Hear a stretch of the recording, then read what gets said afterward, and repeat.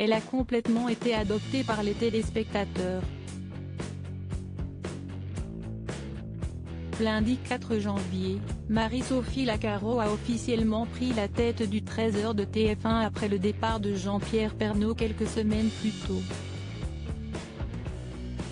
Un grand moment de télévision pour la journaliste, puisqu'elle a remplacé ce monument de l'information après 33 ans de bons et loyaux services, ce qui n'est tout de même pas rien. Alors à cette occasion, elle a été reçue sur le plateau de Quotidien pour parler de sa rentrée sur une nouvelle chaîne, et dans un nouveau JT de 13h, elle qui a été à la tête de celui de France 2 pendant plusieurs années. Une première journée, et une interview sur TMC qui ne s'est pas passée sans un petit désagrément pour Marie-Sophie Lacaro.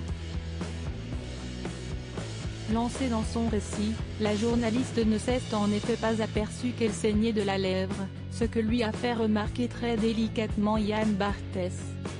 « Excusez-moi, mais vous saignez », lui a-t-il glissé avant de lui proposer un mouchoir. Très professionnelle, la présentatrice a assuré qu'elle n'avait pas besoin de faire une petite pause pour soigner cette petite coupure. « J'ai dû me mordiller la lèvre, si est tout », a-t-elle précisé sereinement, avant que ce petit moment ne soit apaisé par Omar Sy, lui aussi invité sur le plateau. « Ben alors, pourquoi on se mordit la lèvre ? » lui a-t-il demandé avec humour. Marie-Sophie Lacaro a dû faire un choix très à l'aise dans son nouveau rôle de présentatrice du 13h de TF1. Marie-Sophie Lacaro, qui ne compte pas dénaturer le journal télévisé de Jean-Pierre Pernaut, a été remplacée sur France 2 par Julienne Bugier.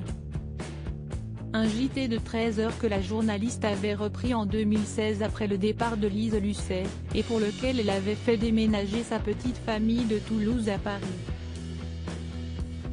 « J'ai dû faire un choix. Laisser mon mari et mes enfants à 800 km, ou faire remonter tout le monde », expliquait-elle dans les colonnes de Elle.